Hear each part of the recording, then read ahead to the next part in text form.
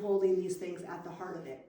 So however Rob and Elizabeth create their program for helping the children access their vitality through experiential means, aligning with development and focusing on connection, it might look very different than how I hold it. And they're still doing Enki, because if that's what you're holding at the heart of it, then you're holding this philosophy. So I'm going to show you kind of what my day flow has been like over the years, but it doesn't mean that's what the day flow is going to be like. That will be for you guys to determine when you're in there with your group. You'll probably start with a blueprint model and then tweak it, right? And these really are similar over the years, but I'll speak to how they're a little bit different. So we often start our day with chores. So they're getting in their body and getting moving and breathing a little hard. Younger years, like kindergarten and first, you probably do it as a whole group. Or if you have an assistant teacher, maybe one group is doing one thing and another. So out here, like this time of year, we're hauling wood a lot because we have a wood stove.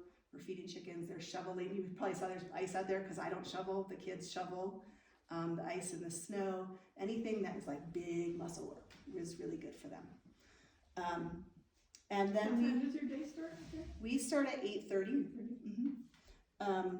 I hold a movement circle inside after that. Some people will choose to do like a movement walk where they are and stay outside, but there's some group intentional movement where the teacher is leading them in intentional movements to work sensory integration, to work primitive reflexes, to bring in cultural music and dance, to bring in academics. Like we've been doing this fun beanbag thing that got us set up for the steps of long multiplication. So they've lived with this verse in a beanbag game with their friends, and then when we went to go do it with the computation, they already knew the steps because they had it in their body. So what's the word I'm looking for? Learning, kinesthetic learning in movement circle as well. So a lot of layers in the movement circle or the movement walk. Then I just call this story work because depending on your year and depending on where you are in the story, you're doing different things. You might be telling the story to your group of kindergartners, the same one each day. Maybe by the end, they're acting it out with you, or you're doing some drawing about it. Maybe you're bringing out a letter from the verse, a letter sound, if you choose to do letters in that first year, opening that academic doorway. As they get older, they are recalling the story, so you can really see how their comprehension is coming along. You're creating summaries together. They're writing and copying the summaries. They're making their own summaries. They're drawing for an artistic component of it. So different layers to story work over the years and over the time. Outside play, obviously, some years it's a short time in the morning, a longer time in the afternoon. Sometimes in the younger years, I did one longer time altogether because they sunk in. They were like on that seat of vitality, and when it was shorter, it kind of cut it off. So you'll play with those type of things. Always looking at helping them be in that seat of vitality. Snack and lunch, we put our desks in a circle, so it's like family style table, sort of, as much as we can. There's a part of the day that I refer to as practice and workshop. And in kindergarten, for the kindergarten kids, that's free play. Their play is their work. And in first grade, the practice might look like choice time, or they might do one worksheet, or they might be practicing forming letters and sight words, and then after they're done with that short practice, they're making choices in the room. But the choices might change, so it might be less total free play, and it might be, more intentional things that are out for them to choose from. As they get older, practice time is so time to practice your academic skills. The teacher can give kids different things based on what the individuals need. And then the workshop part of that is picking personal projects. That's Adelaide's that she's been...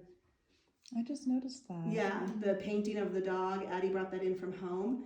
So personal projects are more like self-directed learning. What's something I want to try and do? Sometimes they bring it in from home. Sometimes they'll ask me. There was baking at one point. There was clay work at one point. They made some candles. Sewing.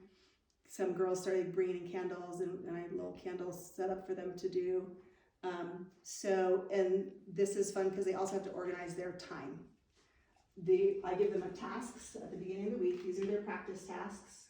Some of them are straight up worksheets. good old worksheets. So we do have that cursive, we learn cursive here. And they can choose when they're gonna do a task and when they're gonna spend some time on their personal projects. So they start to play with time management also, because their tasks are supposed to be done by Thursday.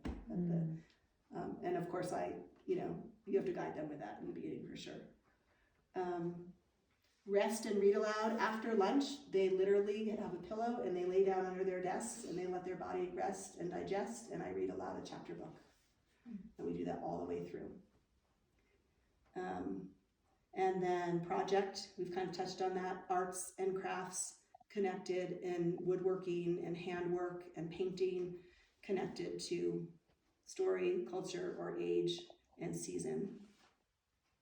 I think I talked about that already, yeah. And then grades 3 through 5, I put this specials class here. Yeah, we did start this in grade 3. So I do recorder playing with them earlier on, and it's really basic, and it's just through mimicking what I'm doing. They're just watching me. I'm not teaching them names of notes or rhythm or anything like that. It's just body imitation, body imprint learning. Grade 3, we have a mom who comes in. One, the teacher needs a little bit of a break as the kids are getting older and they're kind of pushing boundaries more. And it's nice for them to be with another adult and just start to interact with other people in that way. So she leads them in recorder, where they are now reading sheet music and just kind of upping the skill level, and music, singing with them, which connects to all the cultural pieces and our community events. And then, so there's I need PE. So then I also did a PE class this year.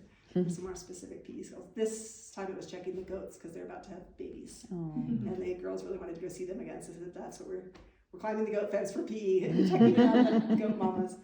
And then second language, we bring it in all throughout. So even in kindergarten, if that's something you choose to do, and your teacher is ready to roll with it, we do TPR, total physical response. So I might say, cierra la puerta, meaning shut the door for the kid who's just come through the door. I'll go, cierra la puerta. And they'll like, what? Cierra la puerta, or I'll go over and do it. And so they're learning it through physical interaction and cues. I try not to ever give a direct translation. So it starts with basic physical things in your environment. Lava las manos, wash your hands, move your desks, move your chairs, where I can be modeling it and then they can be doing it.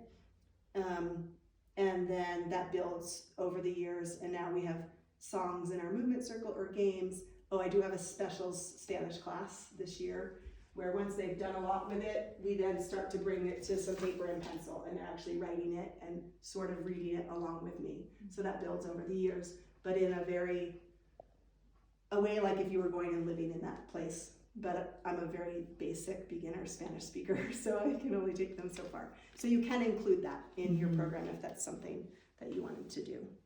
So that's kind of blueprintish, and then you figure out the weavings of your day that will meet the teacher. It's got to meet the teacher first, because they're home base, and then your group, and then your individuals. Yeah. Cool. A little bit more of a nutshell this time.